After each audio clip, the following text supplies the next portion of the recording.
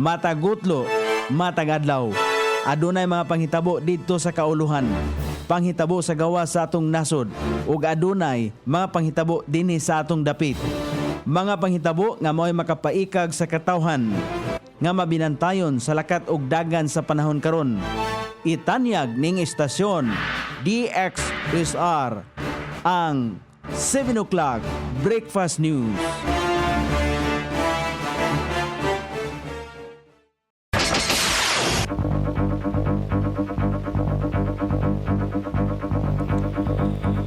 Higala, kumusta? May buntag Iligan, may buntag Mindanao, may buntag Pilipinas.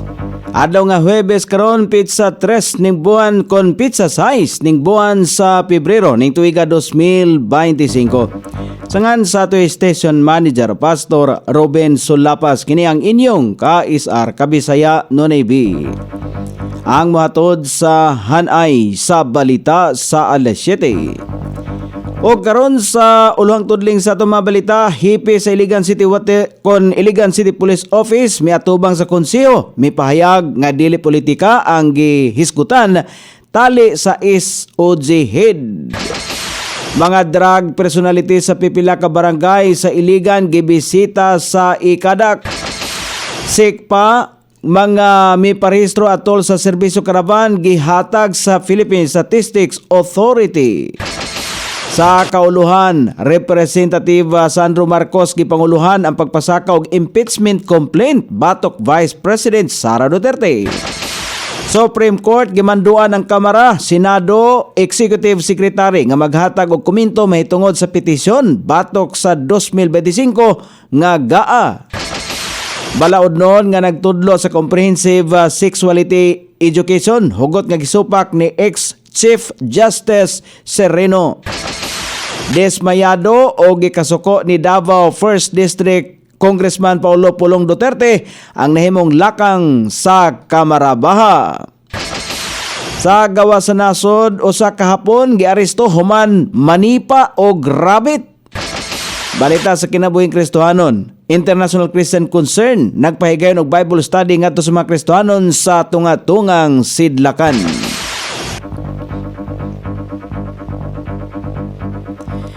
Kini ang uluhang tudling sa itong balita nga dalit kanato ning istasyon. DXSR 106.7 sa inyong FM dial. Ang bugtong radyo sa Dakbayan Siligan nga nagsibya sa balang kasulatan, pinasubay sa inspired and preserved, not simply dictated King James Version sa Anchor Broadcasting Corporation. O karon sa kompleto nga detalye, miatubang sa niaging adlaw sa mga sakop sa konseho si Police Colonel Jerry Tambis, ang bagong gitudlo nga direktor sa Iligan City Police Office aron isaysay ang iyang work experience o mga plano sa syudad isip direktor. Sumala pa ni Tambis nga dili siya bag-o dinhi sa syudad.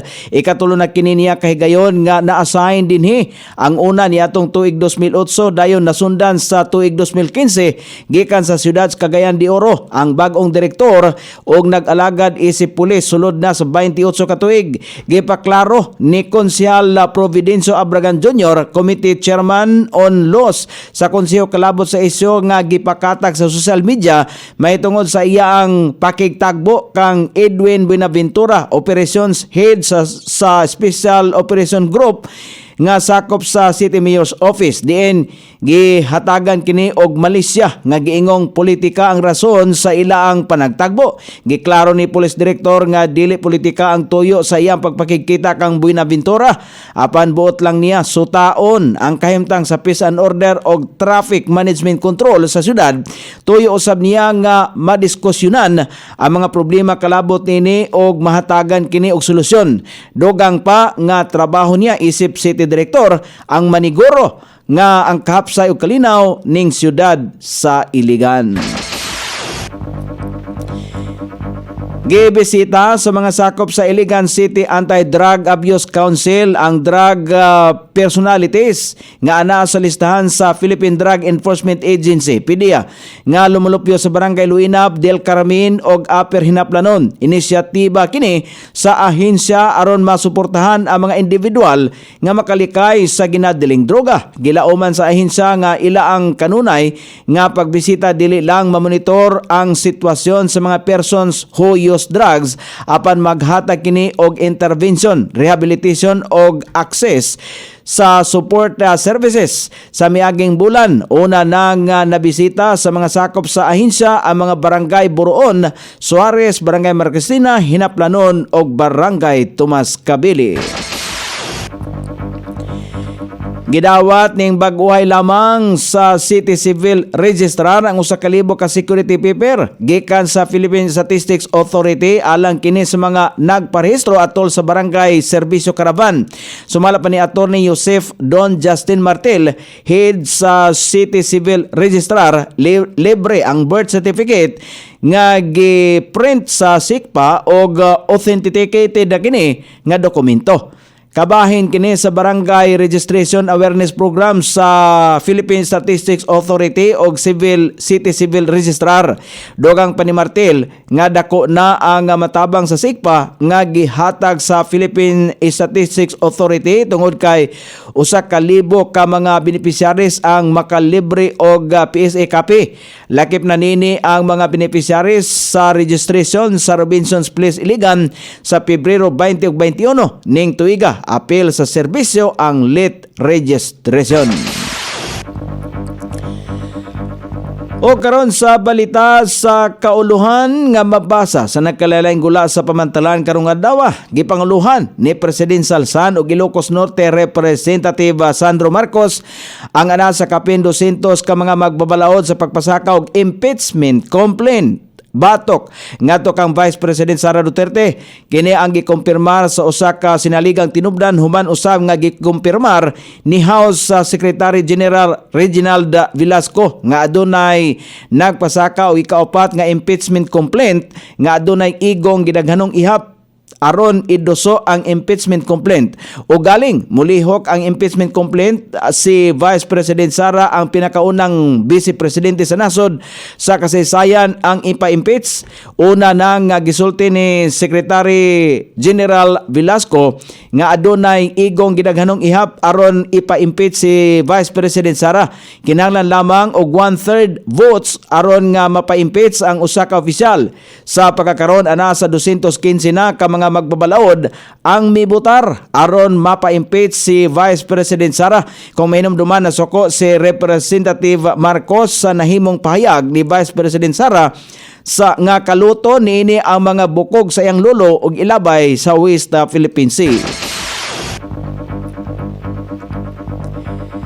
Gimanduan sa Korte Suprema in bank ang Kamara, Senado og si Executive Secretary Lucas Bersamin nga magsumite sa ilahang mga komento sulod sa napulo ka mga adlaw mahitungod sa petisyon nga nag-akusar ngadto kanila sa dili pagkatukma sa 2025 nga General Appropriations Act kun GAA sa batakang balaod. Sumala pa sa nahimong petisyon nga gipasaka nila ni kanhi Executive Secretary Vic Rodriguez, Davao City 3rd District Representative Isidro Ungab, uban pang mga nagpasaka og petisyon ang wala sumala pagisunod sa Bicameral Committee ang Republic Act number 12116 o ang GAA lang sa 2025 nga fiscal year kung asa supak sumala pa kini sa konstitusyon sa Pilipinas.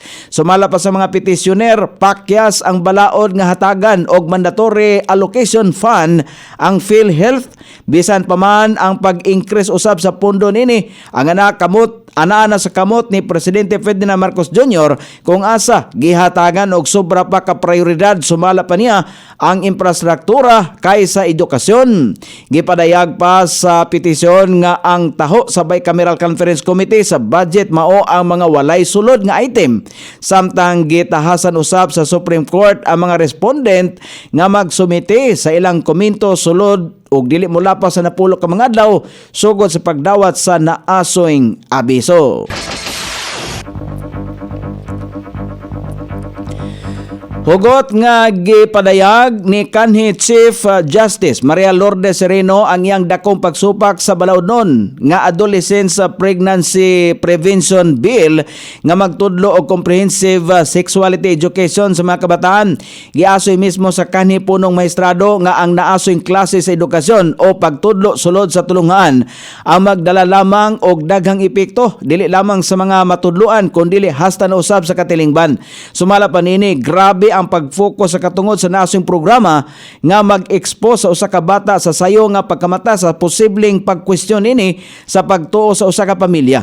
Dugang panini nalakbitan usab sa kanhi Chief Justice nga nahinumduman ini ang paghatag og kamalayan sa bata nga magdesisyon kung kanus-a kang kinsa o kung unsaon ini nga gusto magpahigayon og usa ka sexual activity. Tungod niini gihatagan usab og katinawa ni kanhi punong maestrado Maria Lourdes Sereno ang posibilidad sa pagbaton og kausaban sa mamahimong sitwasyon o sa relasyon tali sa ginikanan og sa ilang mga anak. Gikabalakan sumala pa niya nga basin makabaton og dili pagkasinabtanay sa gilaumang pagpatuman og pamatasan nga dili angay sa usa ka bata diha sa iyang pamilya kung ipadayon ang naasoyng balaodnon. Dismayado o gikasuko og maayo ni Davao City First District Congressman Paulo Pulong Duterte ang giingog nga desperado og politikanong lakang aron ipalagpot sa Kamarabaha si Vice President Sara Duterte. Kini ang reaksyon sa kongresista nunot sa daghan niyang mga kauban sa Kamarabaha nga nagpirma sa ikaupat nga impeachment complaint batok kang Vice President Sara aron taralon sa Senado gamit ang pipila ka mga articles of impeachment.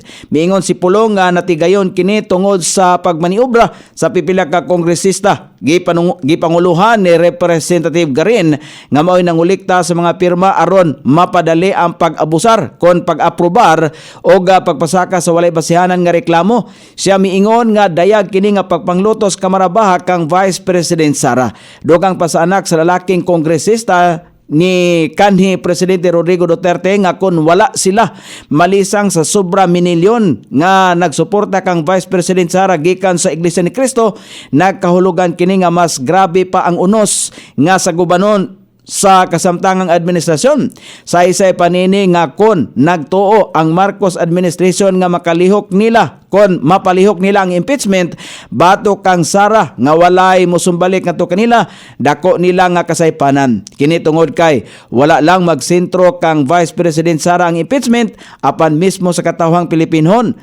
Mitapos kini sa pag-ingon nga ang maong dinanghag nga mga pagpangabuso sa gahom ang dili pabor sa administrasyon sa kinatibuk-an.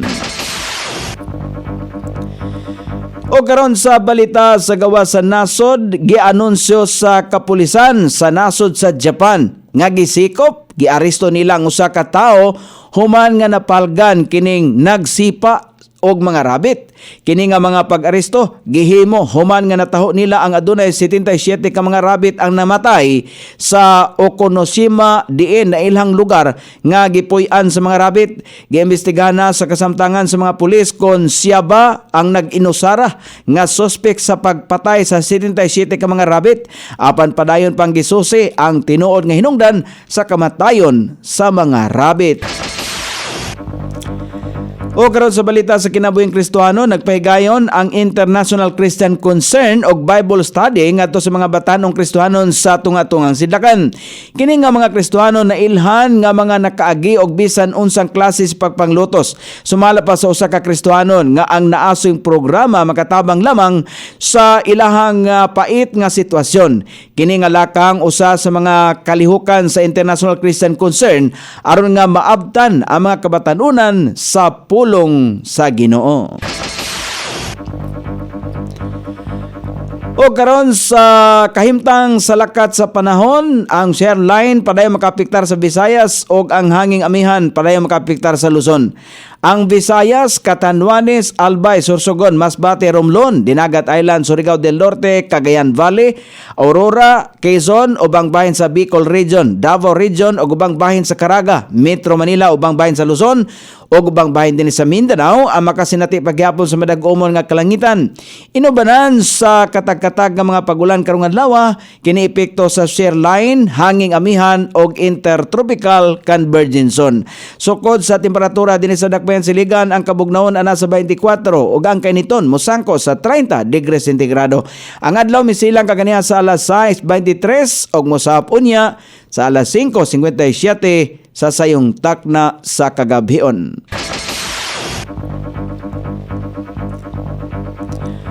Inyong nabati ang kinatibuk ang hanay sa balita sa alas 7 nga dalit kanato ning istasyon. DXSR 106.7 sa inyong FM dial. Ang bugtong radyo sa dakbayan siligan nga nagsibya sa balang kasulatan, pinasubay sa inspired and preserved. Not simply dictated, King James Version sa Anchor Broadcasting Corporation.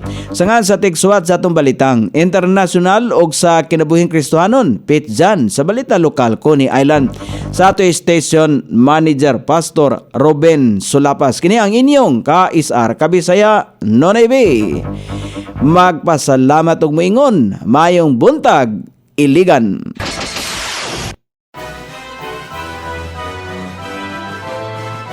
Inyong nabati ang 7 o'clock breakfast news hangtod na usab og mga adlaw sa samang takna o sa samang istasyon. Daghang salamat sa iyong pagpaminaw ug maayong buntag.